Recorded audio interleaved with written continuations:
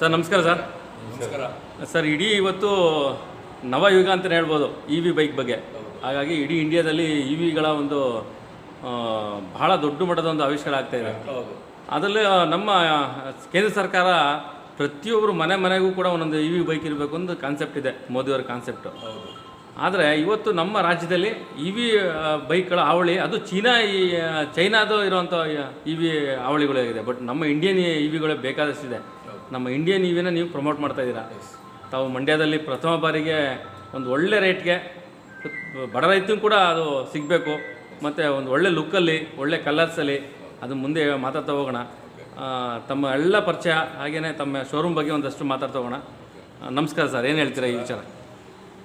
ನಮ್ಮದು NXG EV ಅಂತೇಳಿ ಒಂದು ನೆಕ್ಸ್ಟ್ ಜನ್ರೇಷನ್ ಎಲೆಕ್ಟ್ರಿಕಲ್ ವೆಹಿಕಲ್ ಅಂತೇಳಿ ಒಂದು ಸಂಸ್ಥೆ ಇದೆ. ಇದು ಹೈದರಾಬಾದ್ ಇರುವಂಥದ್ದು. ಇದ್ರ ಬಗ್ಗೆ ನಾವು ಹೆಚ್ಚಿನ ಮಾಹಿತಿ ತಗೊಳ್ಳಿಕ್ಕೋಸ್ಕರ ನಾವು ರಾಯಚೂರಿಗೆ ಹೋಗಿದ್ವಿ. ನಮ್ಮ ಸ್ನೇಹಿತರು ವೆಂಕಟೇಶ್ ಅವರು, ನಾವು ಶಿವರಾಜ್ ಅವರು, ಹೀಗೆ ಇವೆಲ್ಲ ಹೇಳಿದ್ರು. ಗಾಡಿ ನೋಡಿದ್ವಿ. ನೀವು ಹೇಳುವ ಹಾಗೆ ತುಂಬ ಗಾಡಿ ಪರ್ಫಾರ್ಮೆನ್ಸ್ ಚೆನ್ನಾಗಿತ್ತು. ಹಾಗಾಗಿ ನಾವು ಇದನ್ನು ಯಾಕೆ ಮಂಡ್ಯಕ್ಕೆ ಪರಿಚಯ ಮಾಡಬಾರ್ದು ಅಂತೇಳಿ ನಾವು ಅಲ್ಲಿಗೆ ಶೋರೂಮನ್ನು ಕೂಡ ಇಲ್ಲಿ ಮಾಡಿದ್ವಿ. ಇದು ಕರ್ನಾಟಕಕ್ಕೆ 2ನೇ ಶೋರೂಮ್. ಮೊದಲಿದ್ದು ರಾಯಚೂರಾಗಿದೆ, ಕರ್ನಾಟಕ ಮಂಡ್ಯ ಜಿಲ್ಲೆ ಆಗಿದೆ. ಹಾಗಾಗಿ ನಾವು ಕೂಡ ಪ್ರಮೋಟನ್ನು ಮಾಡ್ತಾಯಿದ್ದೀವಿ, ಜನಗಳಿಗೆ ವಿಷಯ ತಿಳಿಸ್ತಾ ಇದ್ದೀವಿ. ಆದಷ್ಟು ಜನಗಳು ಬರ್ತಿದ್ದಾರೆ, ಬಂದು ತುಂಬ ಲೈಕ್ ಮಾಡ್ತಾರೆ ಗಾಡಿಗಳನ್ನ. ಹಾಗಾಗಿ ಎಲ್ರಿಗೂ ಕೂಡ ಈಗ ಆಲ್ರೆಡಿ ಒಂದಷ್ಟು ಗಾಡಿಗಳನ್ನು ಕೂಡ ತೊಗೊಂಡು ಹೋಗಿದ್ದಾರೆ, ಗಾಡಿ ಓಡಿಸ್ತಿದ್ದಾರೆ. ಮತ್ತು ಗಾಡಿ ಓಡಿಸಾದ್ಮೇಲೆ ಬಂದು ಬೇರೆಯವ್ರನ್ನ ಪರಿಚಯ ಮಾಡ್ತಿದ್ದಾರೆ, ಅವರು ಕೂಡ ಗಾಡಿಗಳು ಕೊಡಿಸ್ತಾ ಇದ್ದಾರೆ. ಹೀಗೆ ನಮ್ಮದು ಮುಂದುವರಿತಾ ಇದೆ. ಗಾಡಿ ವಿಚಾರದಲ್ಲಿ ನಮಗೂ ಕೂಡ ಲೈಕ್ ಆಗಿಯೇ ಈ ಒಂದು ಸಿಸ್ಟಮನ್ನು ಮಂಡ್ಯದಲ್ಲಿ ತಂದಿದ್ದೀವಿ. ಸರ್ ಯಾವ ಬ್ಯಾಟ್ರಿ ಇರುತ್ತೆ ಒಳಗಡೆ? ಇದು ಒಂದು ಗ್ರಾಫಿನ್ ಬ್ಯಾಟ್ರಿ ಅಂತ ಹೇಳ್ತೀವಿ. ಅದು 68,500 ರೂಪಾಯಿಗೆಲ್ಲ ಸಿಗುತ್ತೆ. ಇನ್ನೊಂದೊಂದು ಲಿಥಿಯಂ ಬ್ಯಾಟ್ರಿ. ಈಗೆಲ್ಲ ಸರ್ಕಾರ ಕಾರ್ಗೆ ಮತ್ತು ಗೌರ್ಮೆಂಟ್ ಗಾಡಿಗಳಿಗೆ ಹಾಕ್ತಾ ಇದೆಯಲ್ಲ, ಆ ಒಂದು ಲಿಥಿಯಂ ಬ್ಯಾಟ್ರಿ ಕೂಡ ಇದೆ. 2 ಮಾಡಲ್ ಇದೆ. ಲಿಥಿಯಂ ಬ್ಯಾಟ್ರಿ ಎಷ್ಟು ಸರ್? ಲಿಥಿಯಂ ಬ್ಯಾಟ್ರಿ ಒಂದು 68,500. ಅದು ಮೈಲೇಜ್ ಬಂದು 50ರಿಂದ 60 ಕಿಲೋಮೀಟರ್ ಬರ್ತದೆ ಒಂದು ಚಾರ್ಜಿಂಗ್ಗೆ. ಓಕೆ, ಈ ಲಿಥಿಯಂ ಬ್ಯಾಟ್ರಿ ಒಂದು ಚಾರ್ಜಿಂಗ್ಗೆ 3ರಿಂದ 4 ಅವರ್ ಸಾಕು ಚಾರ್ಜಿಂಗು. 80ರಿಂದ 100 ಕಿಲೋಮೀಟರ್ ಬರ್ತದೆ. ಇದು 3 ವರ್ಷಗಂಟು ವಾರಂಟಿ ಕೊಡ್ತದೆ ಕಂಪನಿ. ಇದು 1 ವರ್ಷ ವಾರಂಟಿ ಕೊಡ್ತದೆ lithium graphene battery. Okay, lithium battery 3 ವರ್ಷ ಇದೆ. ಏನೇ ಸಮಸ್ಯೆ ಬಿಫೋರ್ 3 ವರ್ಷದ ಒಳಗಡೆ ಏನಾರು ಆದರೆ ಪೀಸ್ ಟು ಪೀಸ್ ಚೇಂಜ್ ಮಾಡ್ತೀವಿ. ಬ್ಯಾಟ್ರಿ ಮಾತ್ರ.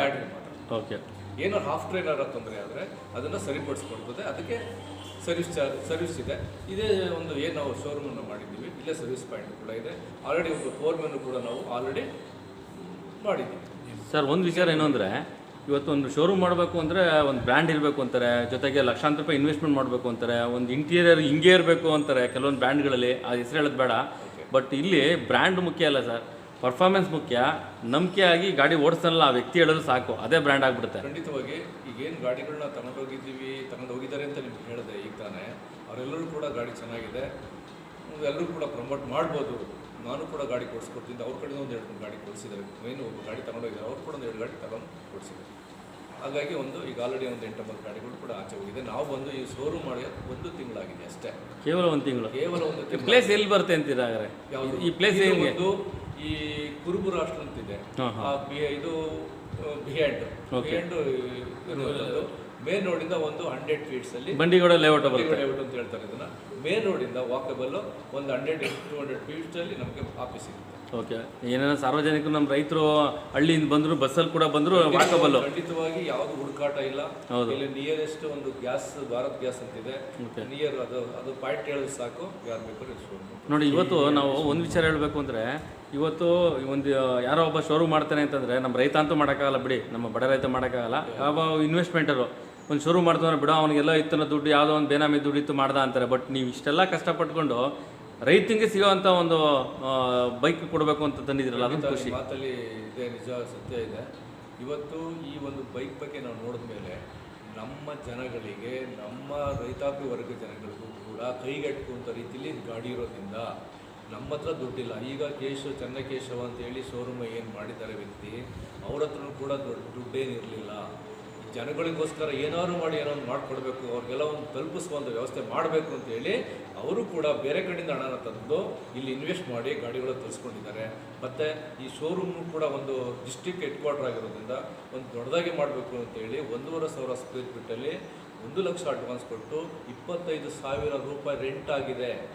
ಅದಕ್ಕೂ ಕೂಡ ನಾವು ಯಾಕೆ ಅಂದರೆ ನಮ್ಮ ಜನಗಳಿಗೆ ಅದು ಒಂದು ಅಟ್ರಾಕ್ಟಿವ್ ಆಗಿರಬೇಕು, ಮತ್ತೆ ಒಂದು ಶೋರೂಮ್ ಮೇಲೆ ಅದು ಎಲ್ಲರಿಗೂ ಕೂಡ ಅದು ಅಟ್ಲೀಸ್ಟ್ ಡೆಕೋರೇಟ್ ಇಲ್ಲ ಅಂದ್ರೂ ಜಾಗನಾರು ಇರಬೇಕು ಬರೋರ್ಗೆ ಇರಬೇಕು ಅಂತೇಳಿ ನಾವು ಅದನ್ನ ನಾವು ತುಂಬಾ.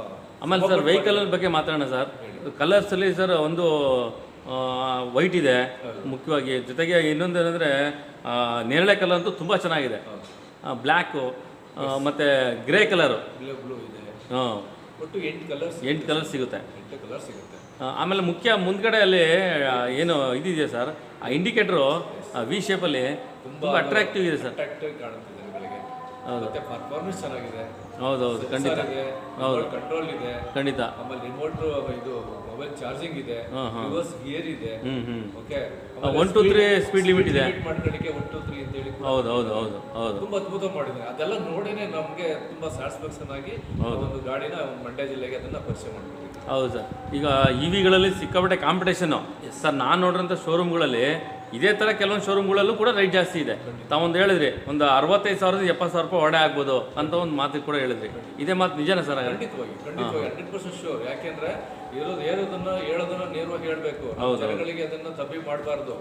ಹೌದಲ್ಲ, ಹಾಗಾಗಿ ನಮ್ಮ ಜನಗಳು ಕೈಗೆಟುತ್ತದೆ ಅಂತಾನೆ ಈ ಒಂದು ಶೋರೂಮನ್ನ ಗಾಡಿ ತರ ಶೋರೂಮನ್ನ ಮಾಡಿಕೊಡ್ತಾರೆ.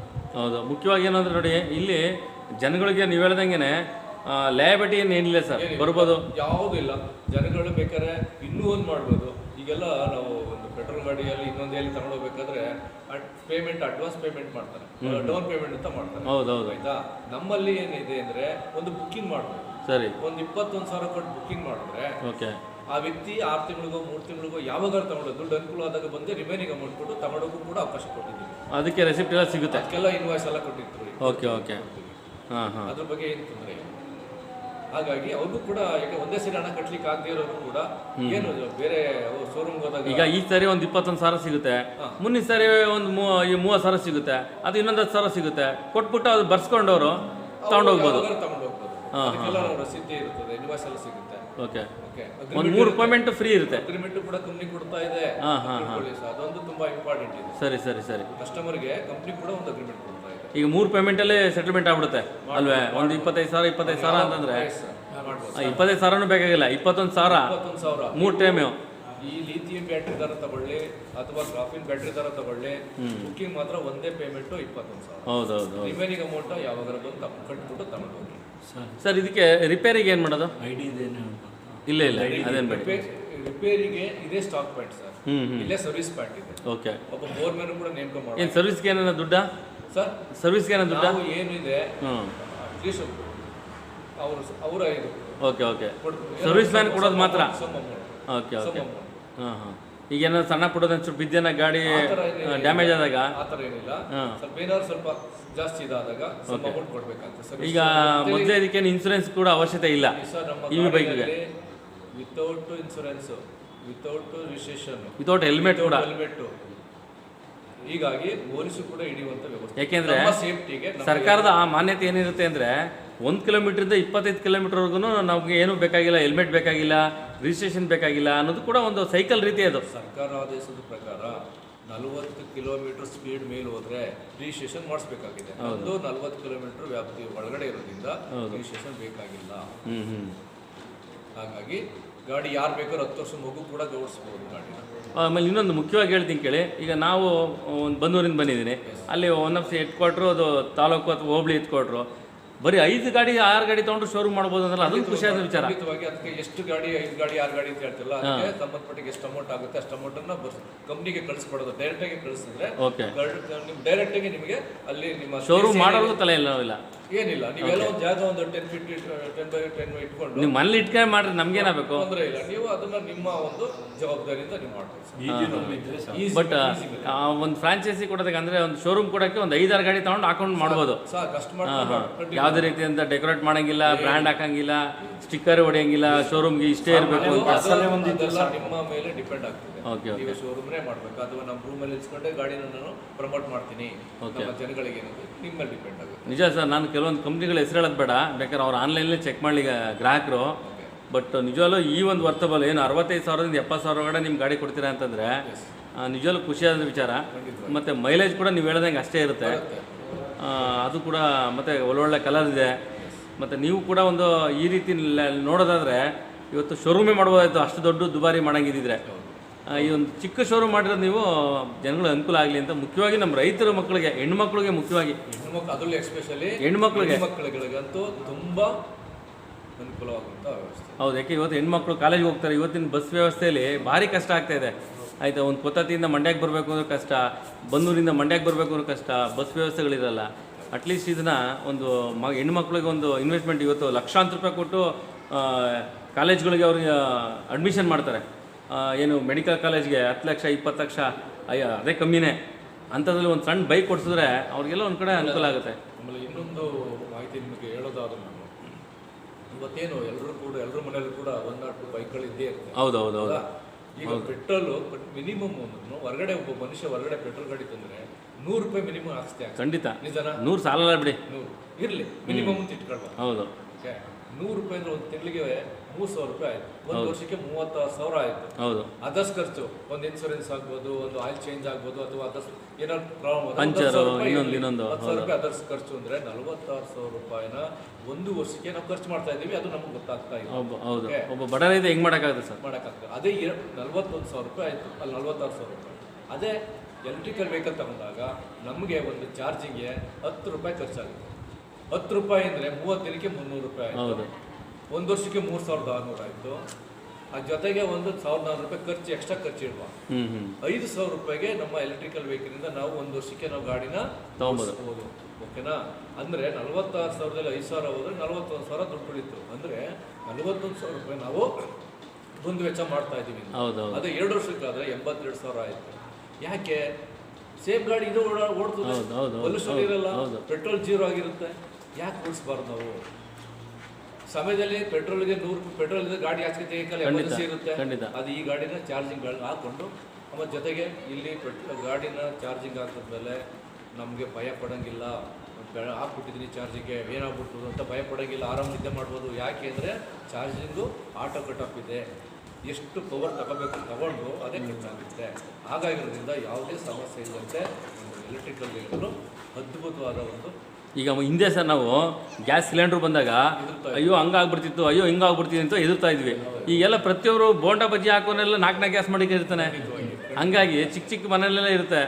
ಹಾಗಾಗಿ ಅವಘಡ ಆಗಿದ್ರೆ ಹೆಂಗಿರ್ಬೇಕಾದ್ರೆ ಆಗುತ್ತೆ. ಬಟ್ ನಾವು ಯಾವತ್ತೂ ಒಳ್ಳೆ ರೀತಿಯಲ್ಲಿ ಯೋಚನೆ ಮಾಡ್ಬೇಕಷ್ಟೇ. ಎಲ್ಲ ಹೇಳಿದ್ರು, ಮತ್ತು ಬ್ಯಾಟ್ರಿ ಎಲೆಕ್ಟ್ರಿಕಲ್ ವೆಹಿಕಲ್ ತಗೊಂಡ್ರೆ ಬ್ಲಾಸ್ಟ್ ಆಯಿತು, ನಿಜ ಆಗಿರೋದು ಸತ್ಯ. ಹೌದಾ? ಹೌದೌದು. ಎಲ್ಲ ಕಡೆ ಸುಮಾರು ಕಡೆ ಆಗಿದೆ. ಆದರೆ ಲೆಡ್ ಆಕ್ಸೈಡ್ ಬ್ಯಾಟ್ರಿ ಅದು ಬ್ಯಾನ್ ಮಾಡಿದ್ರು. ಈಗ ಬ್ಯಾಟ್ರಿಗಳನ್ನು, ಒಳ್ಳೆ ಬ್ಯಾಟ್ರಿಗಳನ್ನು ತಂದು ಹಾಕಿರೋದ್ರಿಂದ ಸರ್ಕಾರ ಯಾವುದೇ ಸಮಸ್ಯೆ ಆಗಲ್ಲ. ಧೈರ್ಯವಾಗಿ ಜನಗಳು ತಗೊಂಡು ಗಾಡಿನ ಓಡಿಸ್ತಾರೆ. ಅವೇರ್ನೆಸ್ ಇರಲಿಲ್ಲ ಸರ್. ರೆಡ್ ಆಕ್ಸೈಡ್ ಬ್ಯಾಟ್ರಿ ಏನೇನು ಗೊತ್ತಿಲ್ಲ, ಲಿಥಿಯಂ ಏನೇನು ಗೊತ್ತಿರಲಿಲ್ಲ. ಈಗೆಲ್ಲ ಬಂದಮೇಲೆ ಕೂಡ ಗೊತ್ತಾಗ್ತಿರೋದು. ಹಾಗಾಗಿ ಒಳ್ಳೇದಾಗಲಿ. ಕೆಲವರಲ್ಲಿ ಮೈಂಡಲ್ಲಿ ಇದೆ, ಈಗ ಅಲ್ಲಂಗಾಯ್ತು ಹಿಂಗಾಯ್ತು ಮೈಂಡಲ್ಲಿದೆ. ಹಾಗಾಗಿರೋದ್ರಿಂದ ತಲೆಯಿಂದ ತೆಗೆದಾಕಬೇಕು ನಮ್ಮ ಜನಗಳು. ಆ ಥರ ಬ್ಯಾಟ್ರಿಗಳನ್ನು ಸರ್ಕಾರ ಹಾಕ್ಸಲ್ಲ. ಹಾಗಾಗಿರೋದ್ರಿಂದ ಈ ಗಾಡಿನ ತಗೊಂಡು ಪ್ರತಿಯೊಬ್ಬರು ಕೂಡ ಹಳ್ಳಿ ಗಾಡಿಯಲ್ಲೂ ಕೂಡ ಗಾಡಿ ತಗೊಂಡು ಹೆಣ್ಮಕ್ಳಿಗೂ ಕೂಡ ಓಡಿಸ್ಬೋದು. ಮತ್ತು ಇವತ್ತು ನೀವು ಹೇಳ್ದಾಗೆ ಇವತ್ತು ಕಾಲೇಜ್ಗೆ ಹೋಗ್ಬೇಕಾದ್ರೆ ಮಕ್ಕಳುಗಳಿಗೆ ಬಸ್ ಹತ್ತಕ್ಕಾಗ್ತಾ ಇಲ್ಲ. ತುಂಬ ರಶ್ ಆಗಿ ಮಕ್ಕಳುಗಳು ಕೆಲವು ನಾನೇ ನೋಡ್ತಾ ಇದ್ದೀನಿ, ಕೆಲವು ಮಕ್ಕಳುಗಳನ್ನ ಉಳಿಸ್ಬಿಟ್ಟು ಗಾಡಿ ಬಸ್ ಮೂವ್ ಮಾಡಿರ್ತಾರೆ. ಮಕ್ಕಳು ಟೈಮ್ ಸರಿಯಾಗಿ ಕಾಲೇಜ್ಗೆ ಹೋಗ್ತಾ ಇಲ್ಲ. ಅದೇ ಒಂದು ಇದನ್ನು ಕೊಡಿಸಿದಾಗ ಸೇಫ್ಟಿಯಿಂದ ಮನೆಗೆ ಬರ್ತಾರೆ. ಅವ್ರು ಎಷ್ಟೊತ್ತಾದ್ರೂ ಕೂಡ ಬರ್ಬೋದು ಒಂದು.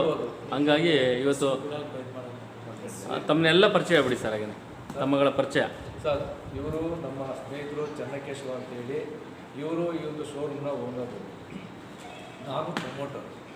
ಇಲ್ಲಿ ಬಂದವರಿಗೆ ಮಾಹಿತಿನ ಕೊಡ್ತೀವಿ. ಇವರು ಸುರೇಶ್ ಸರ್ ಅಂತೇಳಿ, ಇವರು ಕೂಡ ಒಬ್ಬ ಗೌರ್ಮೆಂಟ್ ಎಂಪ್ಲಾಯ್, ಅಂದರೆ ಸಿರಸ್ತೆದಾರ ಆಗಿದ್ದಂಥವ್ರು, ಕೋರ್ಟಲ್ಲಿ ರಿಟೈರ್ಡ್ ಆಗಿದೆ. ಅವರು ಕೂಡ ಇದರೊಳಗೆ ಭಾಗವಹಿಸ್ಕೊಂಡು ಇದರೊಳಗಡೆ ಅವರು ಕೂಡ ಪ್ರಮೋಟರ್ ಆಗಿ ಕೆಲಸ ಮಾಡ್ತಿದ್ದಾರೆ. ಇಲ್ಲೆಲ್ಲರೂ ಕೂಡ ಅವರು ರಾಕೃಷ್ಣಪ್ಪ ಅವರು, ವಿಶ್ವನಾಥ್ ಅಂತೇಳಿ, ವಿಜಯ್ ಕುಮಾರ್ ಅಂತೇಳಿ, ಇವೆಲ್ಲರೂ ಕೂಡ ಅಲ್ಲ, ನಾವೇನೋ ಒಂದು ಸಮಾಜಕ್ಕೆ ಒಳ್ಳೇದು ಮಾಡಬೇಕು. ನಾನು ವೀಡಿಯೋ ತೆಗಿತಾ ಇರೋದು ಅದೇ ಉದ್ದೇಶ. ಏನೋ ಈಗ ನಾನು ದೊಡ್ಡ ಶೋರೂಮ್ಗೆ ಹೋದ್ರೆ ನಾನು ವೀಡಿಯೋ ತೆಗಿಬೋದು, ನನಗೆ ಬೇಕಾಗಿಲ್ಲ ಅದು. ಬಟ್ ನಮ್ಮ ರೈತರ ಹೆಣ್ಮಕ್ಳಿಗೆ ಕಡಿಮೆ ದರ್ಜೆಯಲ್ಲಿ ಸಿಗುವಂಥದ್ದು, ಮತ್ತು ನಮ್ಮ ರೈತರು ಕಮ್ಮಿ ದರ್ಜೆಯಲ್ಲಿ ಸಿಗುವಂಥದ್ದು, ಒಂದು ಇಲ್ಲಿರುವಂಥ ಬರೋವಂಥವ್ರಿಗೆ ಒಂದು ಉದ್ಯೋಗ ಅವಕಾಶ ಕೂಡ ಇರೋದ್ರಿಂದ ಒಂದು ಒಳ್ಳೇದಾಗಲಿ ಅಂತ ಒಂದು ವೀಡಿಯೋ ಮಾಡಿ ಹಾಕ್ತಾಯಿದ್ದೀವಿ ಅಷ್ಟೇ. ಇನ್ಯಾವ ಬೇರೆ ಉದ್ದೇಶ ಇಲ್ಲ. ಯಾಕೆಂದರೆ ಈ ಒಂದು ಸಂಸ್ಥೆಗೆ ಅವರು ಗಾಡಿ ತಗೊಳಕ್ಕೆ ಬಂದಾಗ ಅವ್ರಿಗೆ ಬೇರೆ ಥರ ಒಂದು ಬೆನಿಫಿಟ್ಸ್ ಕೂಡ ಕೊಡುವಂಥ ವ್ಯವಸ್ಥೆ ಮಾಡಿದ್ದಾರೆ ಕಂಪನಿ. ಅದಕ್ಕೂ ಕೂಡ ಅವರು ಸಾಕು, ಅದಕ್ಕೂ ಕೂಡ ಎಲ್ಲ ಬಂದು ಅವರು ಎಂಕ್ವೈರಿ ಮಾಡಲಿ ಬಿಡಿ ಸರ್, ಆ? ಸಾರ್ವಜನಿಕ ಎಂಕ್ವೈರಿ ಮಾಡಲಿ. ಹೌದು, ಸಾರ್ವಜನಿಕವಾಗಿ ನಿಮ್ಮ ಶೋರೂಮ್ಗೆ ಹೆಸರೇನ ಇದೆಯಾ? ಶೋರೂಮ್ಗೆ ಹೆಸರೇನ ಇಟ್ಟಿದ್ದೀರಾ ಈಗ? ಹೆಸರೇನಿಟ್ಟಿಲ್ಲ. ನಾವು ಶ್ರೀ ರಾಘವೇಂದ್ರ ಸ್ವಾಮಿ NXT ಎಲೆಕ್ಟ್ರಿಕಲ್ ವೆಹಿಕಲ್ ಮಂಡ್ಯ ಅಂತ ಇಟ್ಟಿದ್ದೀವಿ. ಮತ್ತೆ ಮುಖ್ಯವಾಗಿ ಒಂದು ಲಾಸ್ಟ್ ಕೇಳ್ಬಿಡ್ತೀನಿ, ರಿಪೇರಿಗೆಲ್ಲ ಇಲ್ಲೇ ಆಗುತ್ತೆ? ರಿಪೇರಿ ಎಲ್ಲ ಇದೆ. Okay, thank you. ಏನೇ ಸಮಸ್ಯೆ ಆದರೆ ಏನೋ ಸ್ಪೇಸ್ ಪಾರ್ಟ್ಸ್ ಹೋದ್ರೆ ಮಾತ್ರ ಕೊಡಬೇಕು ಅವರು. ಸರ್ವಿಸ್ ಪಾಯಿಂಟ್ ಇದೆ ಆಗಿರೋದ್ರಿಂದ ಇಲ್ಲೇ ತಂದು ಅದನ್ನು ಇದು ಮಾಡ್ತೀವಿ. ಐ ಮೀನ್ ತಾವೊಂದು ಇನ್ನೊಂದು ಮಾತಾಡಿದ್ರಿ, ಈಗ ಯಾವ್ದನ್ನ ಒಂದು 20 ಕಿಲೋಮೀಟ್ರ್ ಏನೋ ಗಾಡಿ ಬುಕ್ಕಿಂಗ್ ಮಾಡ್ಬಿಟ್ಟು ಹೋದ್ರೂ ನೀವೇ ಡೆಲಿವರಿ ಕೊಡ್ತೀನಿ ಅಂತ ಹೇಳಿದ್ರಿ ಒಂದು ಮಾತು. ಅದು ಕಂಪ್ನಿ ನಾವು ಕೊಡೋದಲ್ದವ್ರೆ, ಕಂಪ್ನಿ ಡೈರೆಕ್ಟಾಗಿ ಅವ್ರಿಗೆ ಹೋಮ್ ಡೆಲಿವರಿ ಕೊಡ್ತಾ ಇದ್ದೀವಿ. ಸರ್ಟಿಫಿಕೇಟ್ ಹೌದು. ಕಂಪ್ನಿಗೆ ಅಕೌಂಟ್ಗೆ ದುಡ್ಡು ಹಾಕಿದಾಗ ಕಂಪ್ನಿ ಅಡ್ರೆಸ್ ಎಲ್ಲ ತಗೊಳ್ತದೆ, ತಗೊಂಡಾಗ ಡೈರೆಕ್ಟಾಗಿ ಮನೆ ಬಾಗಿಲು ಕಳಿಸ್ತಾರೆ. ನೋಡಿ, ಒಂದು ಟ್ರಾನ್ಸ್ಪೋರ್ಟಿಂಗ್ ಮಾಡ್ಕೊಡ್ತಾ ಇದ್ದೀರಾ, ಡಾಕ್ಯುಮೆಂಟ್ರಿ ಕಂಪ್ನಿ ಏನು ಡಾಕ್ಯುಮೆಂಟ್ರಿ ಮ್ಯಾನುಫ್ಯಾಕ್ಚರ್ ಡಾಕ್ಯುಮೆಂಟ್ರಿ ಕೊಡ್ತಾ ಇದ್ದೀರಾ, ರಿಜಿಸ್ಟ್ರೇಷನ್ಗಂತೂ ಏನು ಕೊಡಬೇಕು ಅದು ಅವಶ್ಯಕತೆ ಇದ್ದರೆ ತಗೊಳ್ಳಿ. ಅವರು ಬೇಕಾದ್ರೆ ಇನ್ಸೂರೆನ್ಸ್ ಕೂಡ ಮಾಡಿಸ್ಕೊಬೋದು ಅವ್ರು ವೈಯಕ್ತಿಕವಾಗಿ, ಆಯಿತಾ? ಡೋರ್ ಡೆಲಿವರಿ ಕೊಡ್ತಾ ಇದ್ದಾರಲ್ಲ ಅದು ಮುಖ್ಯ. ಅದು ಮತ್ತೆ ಬುಕ್ಕಿಂಗ್ ಮಾಡಿರ್ತಾರಲ್ಲ 21,000 ಕೊಟ್ಟು ಅದಕ್ಕೆಲ್ಲ ಕಂಪ್ನಿ ಅಗ್ರಿಮೆಂಟ್ ಕೂಡ ಕೊಡ್ತಾ ಓಕೆ, ಇದ್ದೀನಿ. ಅಡ್ವಾನ್ಸ್ ತಗೊಂಡಿದ್ದೀನಿ ನಾನು, ಓಕೆ. ಮನೆಗೆ ಅಮೌಂಟ್ ಕೊಟ್ಟು ಗಾಡಿ ಇಟ್ಕೊಂಡು ಹೋಗಿ ಹೇಳಿ ಅದು ಲೀಗಲ್ ಒಂದು ಡಾಕ್ಯುಮೆಂಟ್ ಇರುತ್ತೆ. ಸರಿ ಇದೆ ಸರ್, ಅದ್ರ ಬಗ್ಗೆ ಏನಿಲ್ಲ. Okay, thank you sir. ತಮ್ಮ ಒಂದು ಶೋರೂಮ್ ಕೂಡ ಭಾಳ ಜನಪ್ರಿಯವಾಗಲಿ, ಹೆಚ್ಚು ಹೆಚ್ಚು ಗಾಡಿಗಳು ನಮ್ಮ ರೈತ ಹೆಣ್ಣು ಮಕ್ಕಳಿಗೆ ಕೈಗಳು ಸೇರಲಿ ಅಂತ ನಾನು ಕೂಡ ತಮಗೆ ಶುಭಾಶಯ ಹೇಳ್ತಾ ಈ ಒಂದು ಸಣ್ಣ ಇಂಟರ್ವ್ಯೂನ ಇಡೀ ಸಮಾಜಕ್ಕೆ ನಾವು ಕೊಡೋಂಥ ಕೆಲಸ ಮಾಡೋಣ ಸರ್. ನಮಸ್ಕಾರ. Thank you sir.